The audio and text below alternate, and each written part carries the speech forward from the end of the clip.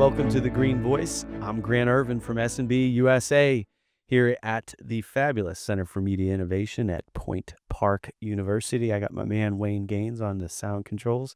And with me today, I have Shawn McWilliams from ALCOSAN. Shawn, how you doing? I'm doing great, Grant. How are you? I'm doing wonderful. Welcome back to The Green Voice. Thank you. Appreciate it. It's always exciting when we have a repeat customer coming back to us, and as Wayne was saying off air, it's like, oh, they kind of enjoy us, I guess. Yeah. So it's always good to have somebody who's been here before, so we get to catch up and see how things are progressing with you personally, and also with ALCOSAN and some of these big projects that you guys got going on. Yeah. So, Yeah.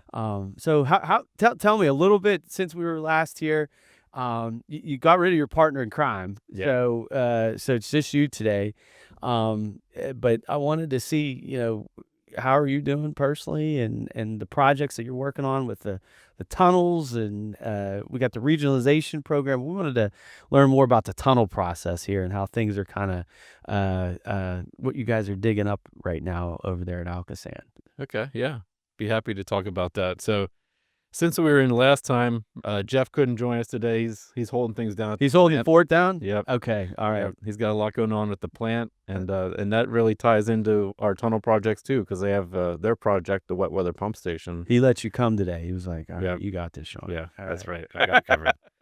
So since the last time I was here, we've continued our design projects. The Ohio River Tunnel, finished up that design, got it out on the street, and it was about the same time that the wet weather pump station was bidding, Mhm. and that one went first and was awarded. And we received bids for Ohio River Tunnel, going back to, I think now it was February when they came in. We got 3 bids for that, three good competitive bids For the tunnel there. for the Ohio River Tunnel. Okay. Yeah. And there was a lot of interest along the way. We did outreach with stakeholders, the community, and also with firms that were interested in bidding and being a part of that project. So it was very well received.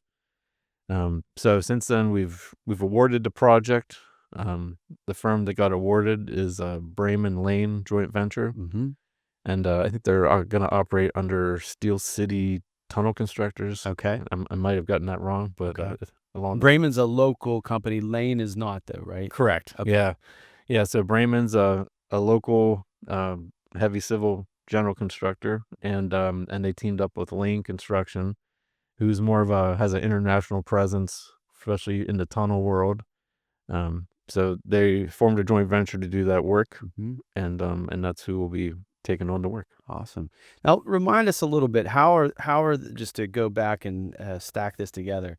So you have the plant project and you have the tunneling. Talk to us about the sequence a little bit, just to kind of refresh our memories a little. Sure.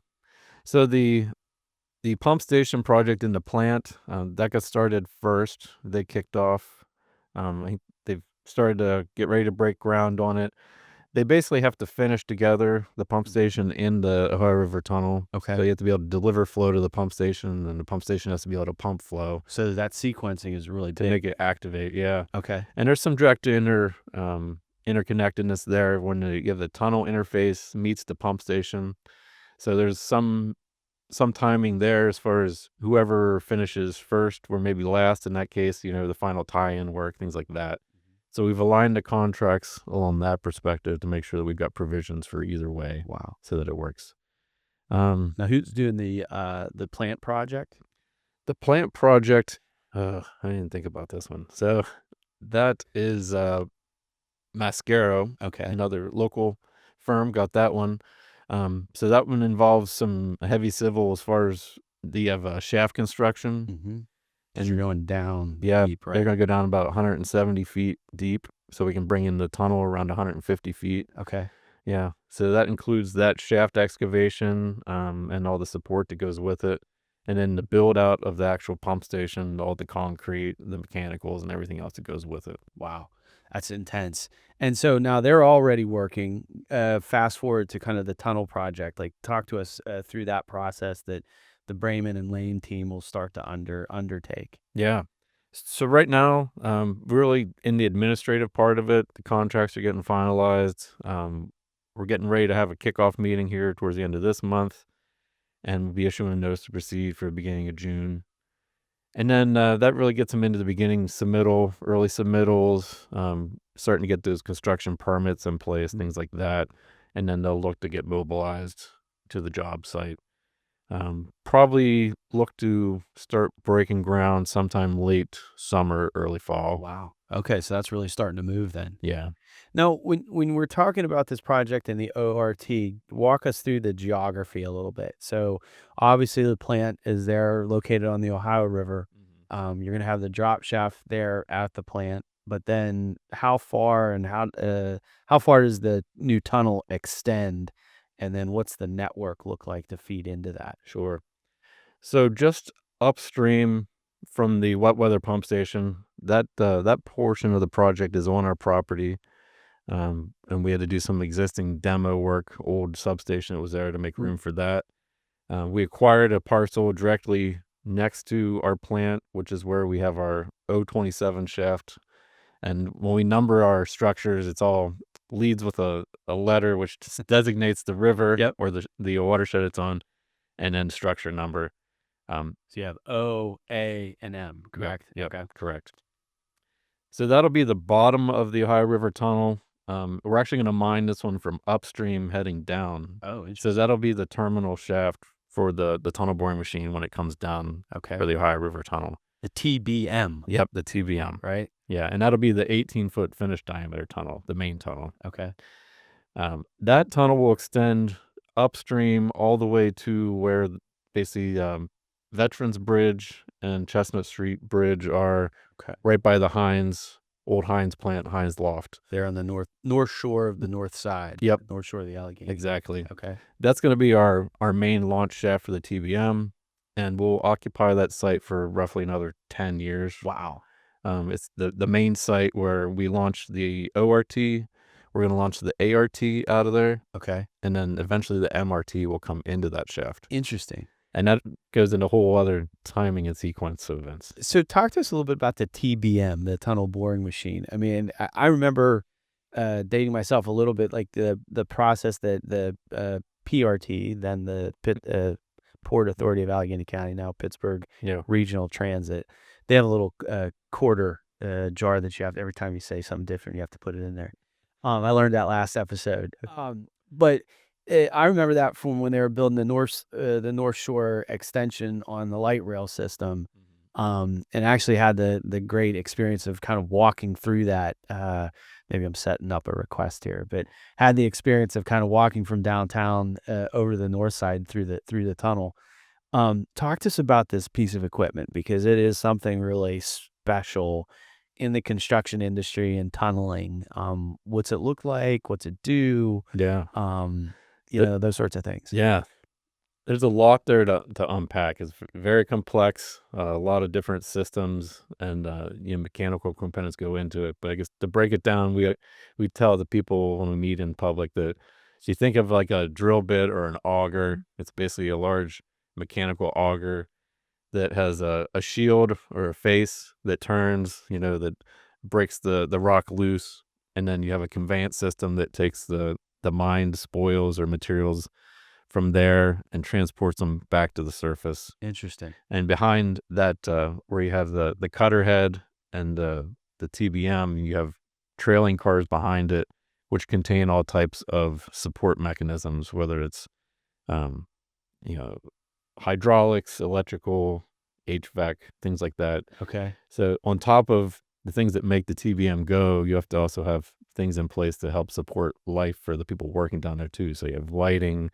We have to make sure that there's ventilation going into the shaft, all those things, safety measures. Interesting. So like the tip of we'll call it the tip of the drill bit is kind of dislodging all the rock and material, and then it's pulling it out simultaneously. So there's like a conveyance system like that's pulling the dirt and rock and stone out to the surface. Yeah.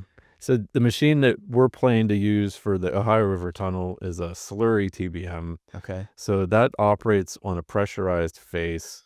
So basically, the front of the mining operation will be like water, and it'll be pressurized. And then you have like an auger that'll bring materials back, and then it gets pumped Okay. back to Back to the surface. Yeah. Now, how much? You don't need an exact answer, but not to catch you off guard, but like the idea is like how much space or material are you dislodging like in a day? Is it feet? Is it like how much work happens? Well, I guess I can put it in terms of how we estimate it for putting the job together. So, for the total tunnel construction, we estimate about 45 feet per day Okay, complete. So that that's includes, significant. That's a lot of movement. yeah. So that Okay. the mining, and also involves, which we didn't even talk about. There's the precast sections, the lining sections that get put into place. Okay. So as it mines forward, there's some hydraulic rams that will push off of completed segments. That's what propels it forward to mine. And then once you get far enough to put a section in, there's a process where they retract those, and they have mechanized arms that put those into place and lock it all into place. All in the same piece of machinery? It's all in the back end of the tail. Wow. Yeah. And so then they're setting like precast concrete behind it? Yeah. Okay. Yeah. There'll be cars that'll transport sections in that get loaded into the TBM. And then you've got robotic arms that move things around, and there's grouting, there's all types of things happening there. Wow. And the whole train for the TBM is roughly 300 feet long, so about the size of a football field when Okay. it's all assembled. Now, as you complete that, walk us through the process. So you're dislodging, you're putting in the precast concrete. So as you're digging the tunnel, you're building the tunnel concurrently, Yeah, effectively. yeah. So that type of construction is called a single pass tunnel, where you're mining and constructing the final lining all in one, Okay. as opposed to where you'd have to go and mine it and then come back and put in a permanent liner behind it. And then companies like Lane and Braman, talk to us about Lane. So they're an international kind of expert in tunneling.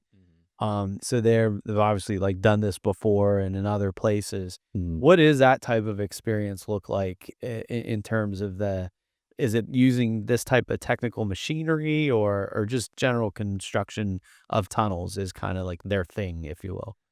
I think that I would say on both fronts, tunneling in general, but also like the TBM operations.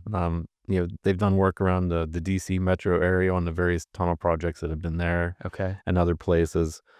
So they've got quite a resume of these types of projects. That type of experience. Yeah, That's really fascinating. yeah, I think one of the things that is really amazing that Pittsburgh is, I don't want to say it's at the epicenter. It's kind of experiencing this renaissance of all of these really fascinating construction projects that are happening. Whether it's the construction of the new airport, and the different design and facets of that. We're currently working on the Commercial Street Bridge over yeah. on 376, where we're gonna slide the new bridge into place after demolishing the current bridge. And then you have, this tunneling project that's happening. How does that feel personally, just as an, person involved in the engineering construction space, to know that you're a part of these things that are happening here, in our own backyard? I think it's really been pretty rewarding to know that we get to be involved in these things, and I work with a few people that honestly been able to be in it from early on Uh-huh. and can likely be here for the construction of it and see it through. Right. And that's exciting, and it's rewarding, and it definitely makes you want to come to work and Yeah, see you're a this move part of something. successful. Right. There was a book that I had, when I was in undergrad. This was a history class, and it was called Pillars of the Earth. And I just gave a talk about this. I was on a panel at Washington and Jefferson College a couple weeks ago, and the kids were asking like, what were some stuff that you studied and that you didn't think was relevant at the time, but has end up being very like prescient in kind of your career. And I mentioned this book, Hmm. and is a chronicle of building cathedrals. Oh, yeah. And at the time, it's this huge tome, like, oh God, this is like, why am I reading this?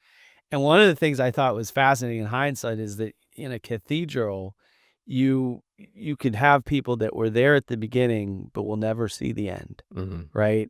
And, in a lot of these construction projects, they're on the books, or they have to work through whatever legal or policy kind of navigations that's required. And so to be at the point of construction has to be really exciting for you. Yeah, it is. And I think on top of that, there's a lot of people that have been so involved with it from an early perspective to where, you go back to the regulatory stage where we're Uh-huh. talking about what needs to happen in the early planning.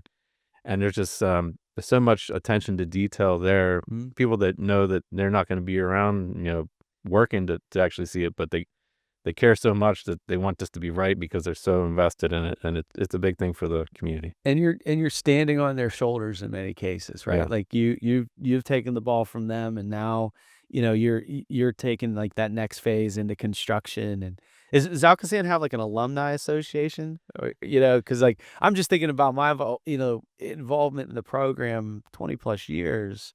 There's people that have like gone and retired, and mhm, or yeah.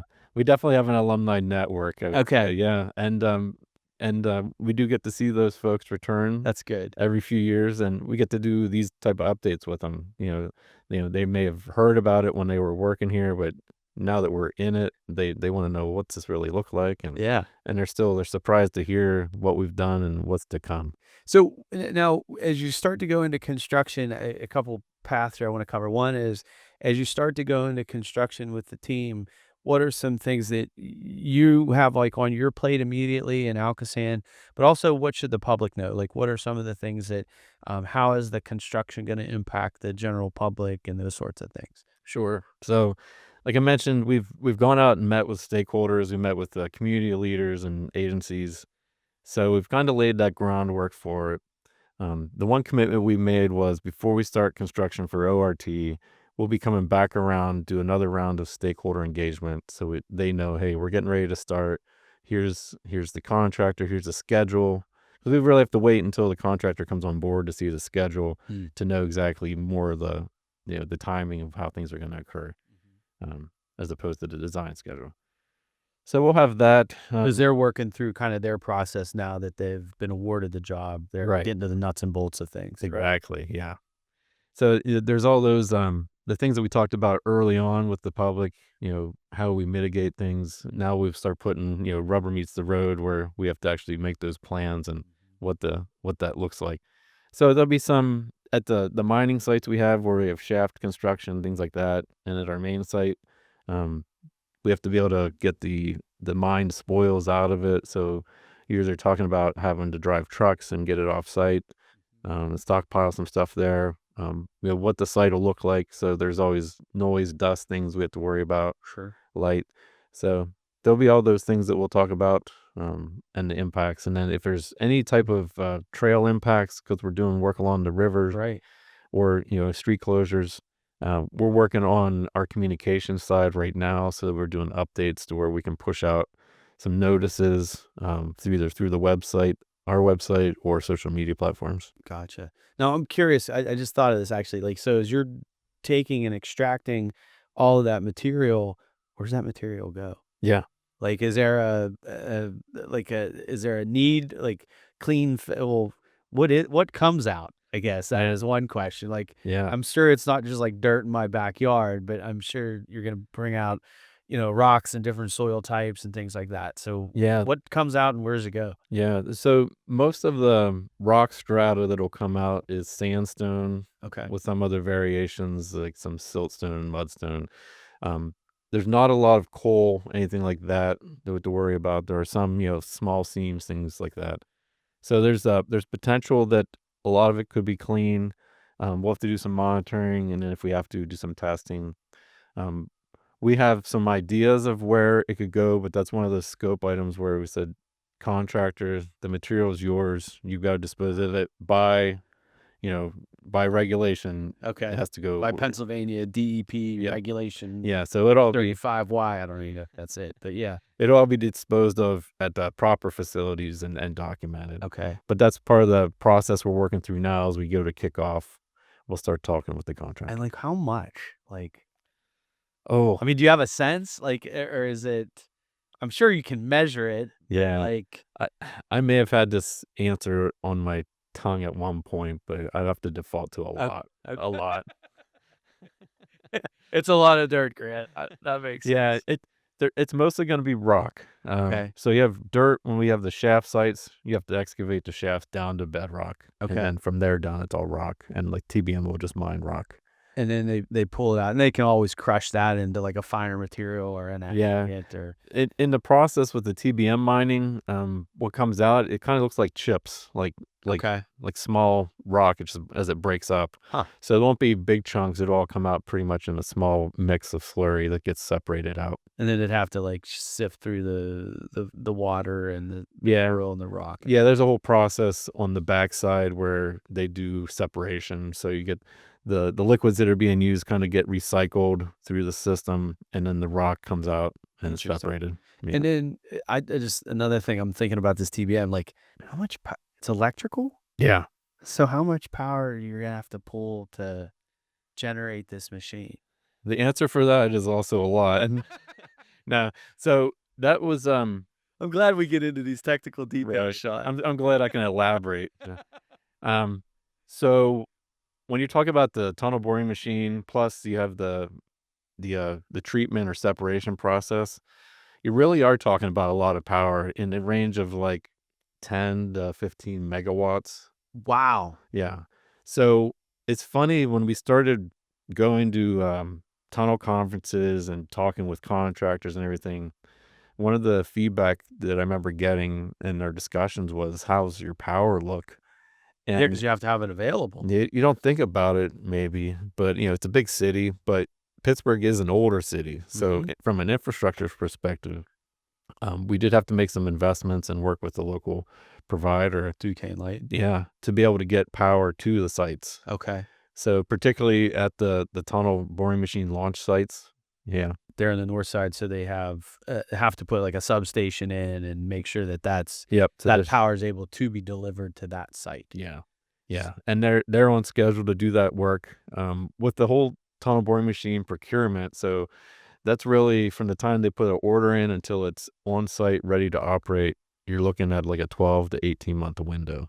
Where they have to be able to provide the power there for you? That the power commitment we have is the power will be at the sites by that point. So Okay. we've got a lot of the provisions in place or in works, and then as far as the major power source, that'll be ready to go by the time we get the TBM. That's interesting. So then and that also makes I'm going through the process, like, why you have a single point of entry then, for the other tunnels is that you're basically I'm an energy geek, so, like, you're basically looking at providing a power source for that location for a decade or so, so Yeah. that makes a lot of sense. Yeah. I mean, it's just absolutely amazing. Now, like, the other thing I remember too, just to stick on this because I'm geeking out for a second, like, that TBM, you can only use that for one tunnel, or is it a perpetual type of use? Like So from a equipment perspective, it can be reused. okay. It's not. I think maybe at some point along history there was more of a tendency to be like, One and we got this one and we don't need it, so just bury it and yeah. it's done. There's more push, especially from a sustainability standpoint, Yep. where they can refurbish these, and there's a whole standard that's been set up by the International Tunnel boring machine Tunnel association. Association, IGA. Yeah, there's a standard set, so it basically outlines the major components that have to be remanufactured and replaced. Yeah. Yeah. I think it's neat too that we see this on Commercial Street. Like there's these specialty contractors, right? Like Mhm. there's there's only so many tunnels that are being built in the world at any one given time, right? Yeah. And so there's not I don't want to say like there's a rapid demand, but you have to be a specialist. You have to, and the same thing with that equipment, right? There's probably only so many manufacturers of a tunnel boring machine, Yeah. but when they do need it, it has to be there, right? Right. That's one of the things that's really kind of neat when you think about these things. They don't just you just don't go pick a tunnel boring machine off the shelf at Home Depot, right? No. Like it just doesn't exist. No, you can't just go order one online and Yeah. yeah, and expect it You're to sitting sell there, for your door. you're scrolling in your office like, "Can I get a tunnel boring machine or can I get a deal on one?" Right. Now, you mentioned some of the sustainability aspects.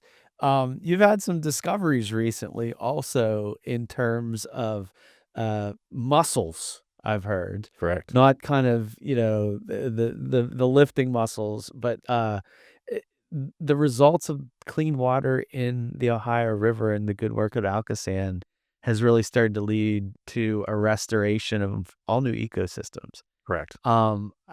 Just to shift away from tunneling for a second, but it's all connected, I think. Tell us about some of these stories with mussels and kind of what's happening and what you guys have been learning as you've evolved through the process. Sure. So that was, one of the probably most surprising discoveries we made along the way. As you work through the process of permitting, you have to do PNDI surveys, What is PNDI? Pennsylvania Natural Diversity. Okay. Like a species diversity? Yeah. Okay. So you have to go and look for what is around there, especially it's really targeted towards maybe organisms that are threatened and trying to make sure that you're not harming or making things worse. At our sites where we have to do work in the rivers, we had to do these surveys to look for freshwater mussels, and we've gone back to different places to check again. Some of the areas, like over by where the Chartiers Creek enters, we did some surveys over there and found very little to hardly any evidence of them. Okay. Mostly because the habitat's real silty where the stream comes in, Yep. and mussels seem to like a clean rocky bottom. Um, the one site that we have, that 027 site, Okay. there had been a survey done there prior, like with the plant work and everything that we were allowed to use as far as the permit submission. And then there was a request from Pennsylvania Fish and Boat Commission. They said, well, it's been about 5 years since you did a survey there. Since you haven't started construction yet on O or T, Let's take a look. can you go do a look? Okay. So they went and did a survey of that area in 2024. And lo and behold, we found this colony of freshwater mussels there, Really? where I think they found, I want to say like 80 plus of like 9 different species that Really? were there. Oh my goodness. And that surprised everyone. Yeah. And so we had a subcontractor that is specialized in that for diving and marine biology, did that work, and they prepared the document and submitted it to us, and then we sent it over to Pennsylvania Fish and Boat, and that's where we learned from their history. They were surprised at that as well, and they said there hasn't been this type of collection of the number and variety in the Emsworth Ohio River Pool since when they started doing the records, which was 1904 to 1907 timeframe. Wow. Yeah. So that raised red flags in a good way. Yeah. It was like, well, this is noteworthy, and now we have to do something to make sure that we protect these. So the Because they're living there. Like a couple questions. One is like they're there because the water's cleaner. Like a mussel isn't going to live in a space that the water's not clean. mhm. That's number one. Number two, like why so many varieties and why there? Do you think? Yeah, that's a good question. And I don't have all those answers. I know in the area that where we found them, as I mentioned, if you went over to that the kind of northern bank of the Ohio River where you can see it, it's not real silty. It's you can see rocky and everything, Okay. and where we picked them from was kind of like almost like an alcove, so it wasn't in the main channel. Maybe it was protected a little bit. And I know from the little bit of research I've done, the way that the mussels spread. So they release their like larva, and it picks up on fish, Okay. and then the fish transport them, and then once they grow, they fall off, and that's how they move around and get deposited. Interesting. Yeah, because they don't have feet. They're not like walking around Yeah, or anything like that. yeah. So it's kind of like a symbiotic Yeah. relationship there. Um, so in that case, we found that, and it was directly where we're going to do construction work. Okay. So then the stipulation was, well, we have to do a mussel salvage. We go collect them and relocate them, Okay. and put together a plan for that, which we submitted, and they approved it, the Pennsylvania Fish and Boat. And we don't disclose where we relocated them to. Yeah, So there's not gonna be people out there listening that can go harvest the mussels, and yeah, we were joking off camera, like, Pittsburghers want to put French fries on everything, so you can have like Ohio River mussels and frites. We come up with a different name, maybe, or like Chartiers mussels de frites or something. My French is terrible. I shouldn't even try. So you had to relocate them, which I mean, this is really a great story in terms of just the restoration or the regeneration of the river and aquatic life Yeah. and what that means. Yeah. I think that's what we've explained to people. If you go back not too long ago, Pittsburgh hosted like a Bass Masters. I was just gonna say that. Yeah. And that was ALCOSAN was the hot spot, right? Yeah, they always yeah, it's been known by fishermen that the old outfall area there, it's super oxygenated water and clean water flowing into there, and we would always see boats camped out there fishing. So I mean, any those number of things, people that have lived here for a long time, like we've talked to, and they would say, I remember when you could, metaphorically walk across the river because of all the debris and trash Okay. and now, like, when they look at it, they say, "Well, it looks beautiful, like, why do we have to keep doing more?" Right. And, from our perspective, that combined sewer overflow issue is a bacterial issue, Sure. and we wanna maintain and be in compliance with water quality standards. But, the mussel story is it's a good story for the region, just because it's a sign that the water quality is improving, that we're seeing these things. And they actually in turn help improve the water quality. They have the nickname. Mussels in particular, right? Yeah, yeah. They have the nickname to be rivers or livers of the rivers. Livers of the rivers. Yeah, so they take in water, filter that water out, take out what they need, and they discharge cleaner water. Where, I mean, there's a T-shirt there for sure, like the river, livers of the river. Or maybe there's like a tiki bar or something that gets set up too. Did what? How did they get introduced? Because like mussels are common to the river system, Mhm. but how did these ones in particular? Like, were they? Do we have any sense of how they got introduced into that area just from the fish, or? Yeah, we would assume that those just originated there organically, how they attach and then Uh-huh. move around via fish. We don't have any documentation that there was a mussel release program or anything like that would have Right. introduced them there. So they just kind of have migrated to that area, and it must be a viable spot For them to for them to be. habitate, and it's Yeah. not I should be clear about this too, because there might be somebody listening who's an expert, but like um, these aren't invasive mussels either. Nah. They're native mussels to the Ohio River. Correct. Yeah, all the mussels that we found were native mussels. We didn't find any zebra mussels in our collection, and none of them were threatened or endangered from that perspective. Which is interesting too, because I remember when the zebra mussels were in Lake Erie, right? Like that same thing. It actually introduced a new problem because they cleaned too much, Yeah. and it changed like the pH of the lake and algae blooms and things like that. So this is actually a good thing for the Ohio River system. Yeah. Oh, that's great to hear. So, just to turn the corner here, I guess maybe to finish up and just help listeners. So we have construction kind of proceeding here, looking at the late summer, early fall period. What are some things that, people should anticipate coming up next in terms of the other tunnels and just, you kind of hit on this, the whole wet weather program in general that people should know about? Sure.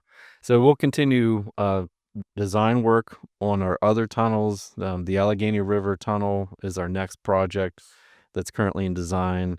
And from a design perspective, we just passed the 30% phase. So we're really looking at alignments and sites. And then as we move towards the 60%, you start looking more at like the hydraulics and constructability, things like that. We're also bringing on our construction manager for that next job at the ART, so they can start with constructability reviews, things like that, and prepare for construction. There is another project I think we may have touched on last time that's related to ART, and that's a consolidation sewer project. We call it the Upper Allegheny Consolidation Sewer. It's located up in the Sharpsburg, Aspinwall areas, and it spans a large redevelopment site, which has gotten some grant money and attention. So we continue to work with that developer. And Is the Aspinwall Riverfront Park? in that area? It's between the Aspenwall Riverfront Park, and then if you extend down past the Highland Park Bridge, Yeah. there's the one big parcel there, and that's largely where the work site is. So we're working with all those stakeholders to try to get our infrastructure, the buried infrastructure, in the ground before they start going vertical with construction and everything. So that's ongoing as well. Um, we're working through permitting and everything on that project, and then we still have the MRT, or Monongahela River Tunnel, is still on the horizon. We haven't brought on a designer yet for that one. We're probably still looking out another year or two for that. And that's the longest tunnel, is that right? I think Allegheny River is actually the longest. Yeah, that one is like 6.4 miles. Okay. So the way that one spans, it starts from that launch shaft by Hines, and it goes all the way up the Allegheny and ends up on Washington Boulevard. Okay. So up past the Highland Park Bridge. Yep. And dam. So that's a long pull there. Yeah. From that. The MRT tunnel will come from Streets Run area, which is over by where Sandcastle and the Glenwood Bridge, and then that extends down and ends up by the south side, turns and cuts across over to the North Shore. Underneath the downtown. Yeah. Right? Yep. Right by downtown, like uptown area. Now here's a question for you. Actually, before I lied, I had one more question. This came up from my daughter. Actually, the aquifer, the Fourth River. Fourth River. How is that deeper than the tunnels, or is that affected at all through this process? That is not affected by this construction at all. I think we might be deeper than it here. Okay. Because that Fourth River is more like the tunnel, or the river elevation, kind of in between there. So it sits in between the two. Yeah. Okay. Yeah, but we didn't see any major impacts when we've done like the boring work and like well monitoring, things like that. Because you go deeper, so you kind of miss that piece of geology, if you will. Yeah. Okay. Yeah, I'm not surprised that your daughter asked that question. Like, I did a presentation last week for some high school kids, and I was surprised when one girl asked me about how much hydraulic modeling we've done. She was like, "Really?" But it was great. It was a lot that was focused a lot on green and sustainability, and there's a lot of the socioeconomic things that go along with that too that we've taken into account. I think it's really amazing, though. I mean, that's kudos. It's refreshing to hear that. It is. I mean, professionally, but also I think it's kudos go out to the whole ALCOSAN team and the amount of public outreach you guys have done. Not just to us as adults, but also kids, right? And so, I think the conversations that shows that the work is having an impact. Yeah. Particularly for the younger kids that are thinking about these things, and I can't wait to share with my daughter about the mussels. So that the first question was, can we eat them? Yeah. One more thing about the mussels that surprised me the most is when we saw photos from when they did the salvage and relocation work. Some of them were the size of my hand. Like, oh my goodness! they would fit in like the palm of my hand. So they're huge. There's some big mussels in the river.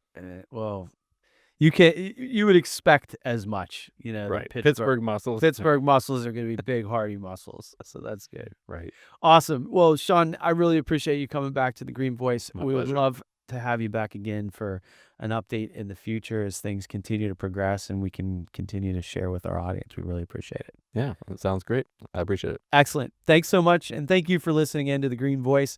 My name is Grant Ervin with S&B USA. Thanks for listening in, and we will see and hear you on the next episode. Be well and be safe.